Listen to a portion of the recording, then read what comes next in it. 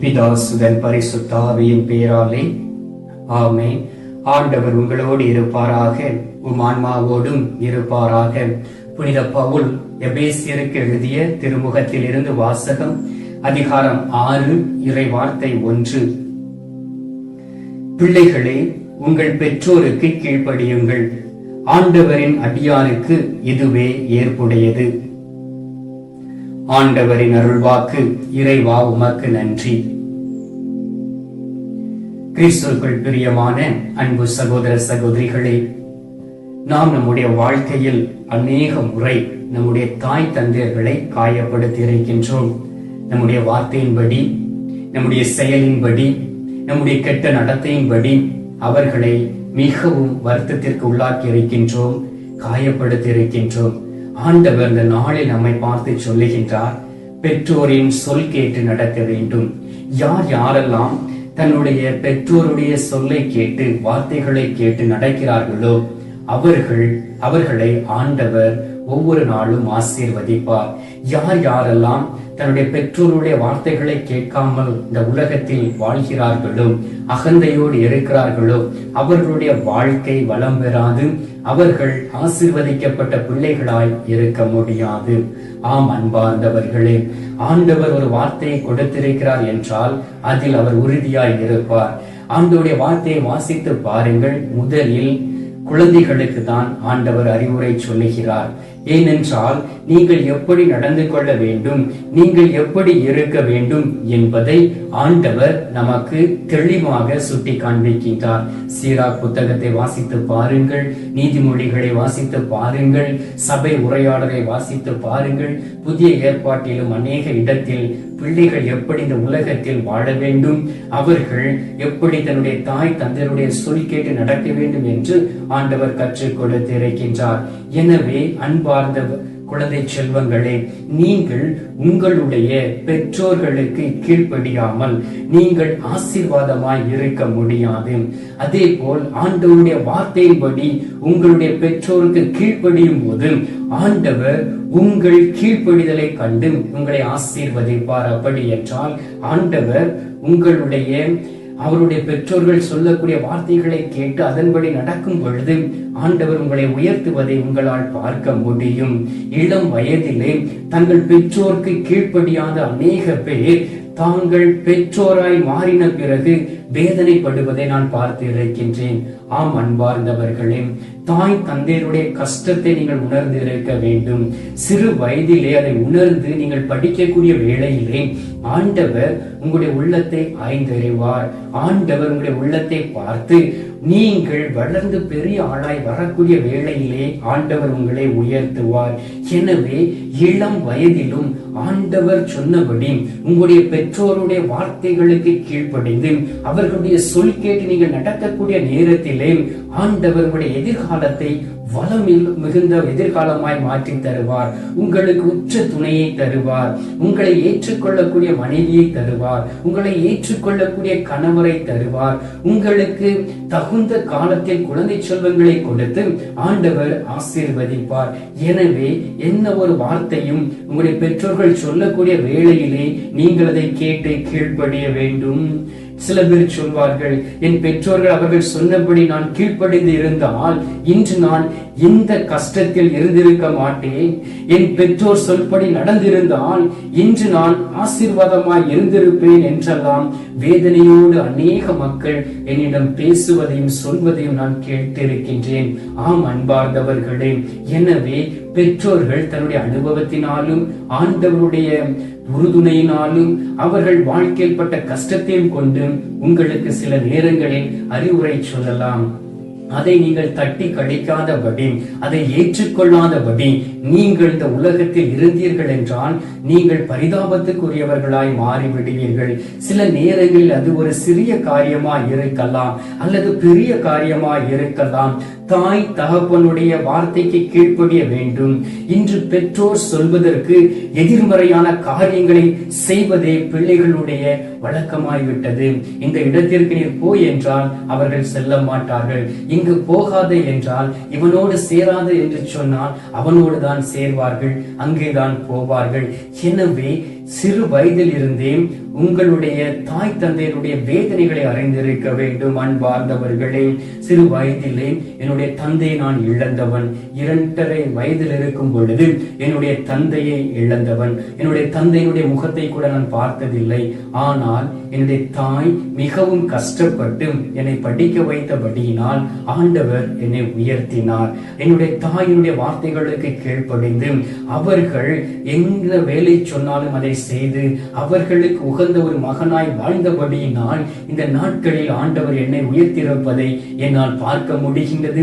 ஆயிரக்கணக்கான மக்களுக்கு ஆண்டவருடைய வார்த்தைகளை அறிவிக்கும்படி ஆண்டவர் என்னை உயர்த்தியிருக்கின்றார். இது நான் என்னுடைய தாயிடம் இருந்து நான் கற்றுக்கொண்டது. அன்பார்ந்தவர்களே, அதே போல் நீங்களும் உங்களுடைய வாழ்க்கையில் உங்களுடைய தாய் தந்தையிடமிருந்து கற்றுக்கொள்ளக்கூடிய வேளையிலே ஆண்டவர் உங்களுடைய எதிர்காலத்தை ஆசீர்வதிப்பார்.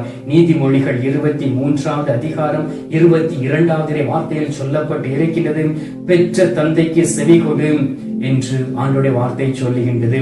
உங்களுக்கு என்ன தெரியும் என்று தம் தாய் தகப்பனுடைய வார்த்தைகளை புறக்கணித்து செல்கின்ற பிள்ளைகள் அதிகம். ஆனால் அவர்களுடைய முடிவு வேதனையும் கண்ணீருமாய் இருக்கின்றது. எனவே உங்களுடைய பெற்றோர்களுக்கு செவி கொடுக்க வேண்டும். அவர்களுடைய சொல் கேட்டு நடக்க வேண்டும். அவர்கள் கற்றுத்தரக்கூடிய பாடங்களை கற்பிக்க நாம் அறிந்து கொள்ள வேண்டும்.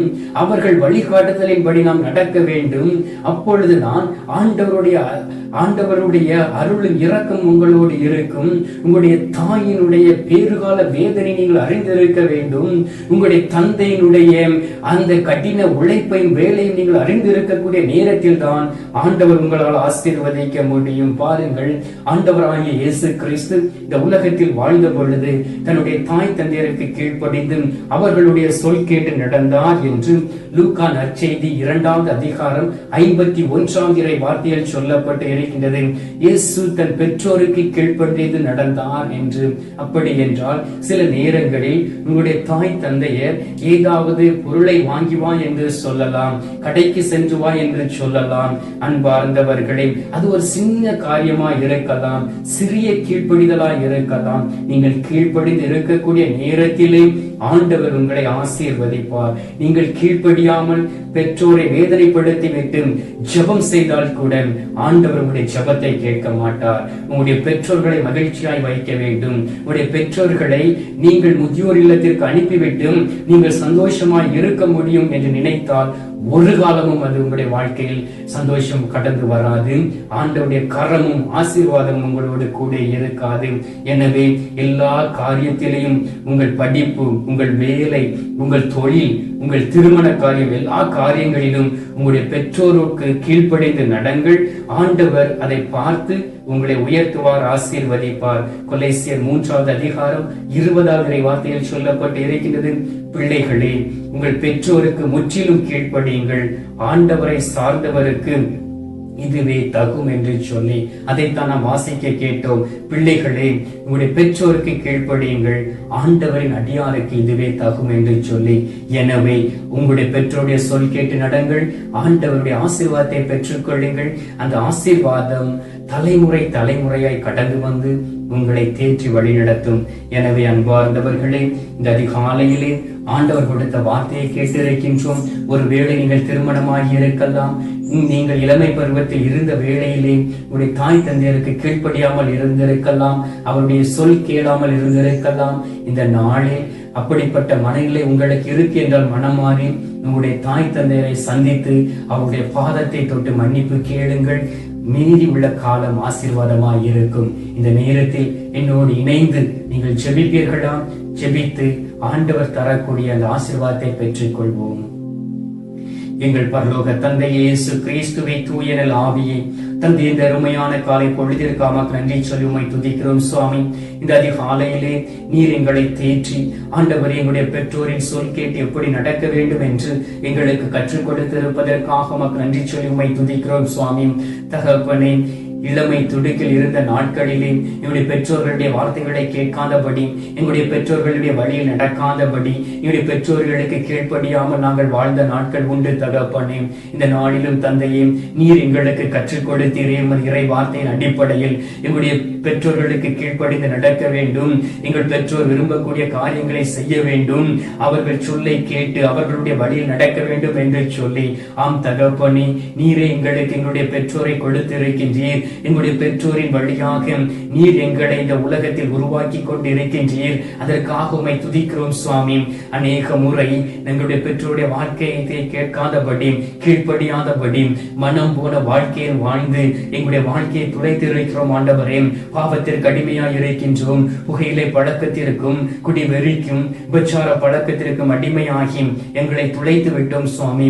இதோ இந்த அதிகாலையிலே உமது வார்த்தைகளை கேட்டு மனம் திரும்பி உம்மை நோக்கி வந்திருக்கிறோம் சுவாமி. இப்படிப்பட்ட தருணங்களுக்காக எங்களை மன்னித்து உமது பரிசுத்த இரத்தத்தினால் தூய்மைப்படுத்தி உமது சிலுவை பாடுகளினால் எங்களுடைய வேதனைகளை தாங்கி நீர் வழி நடத்தும்படியாக உம்மை நோக்கி ஜெபிக்கிறோம் சுவாமி.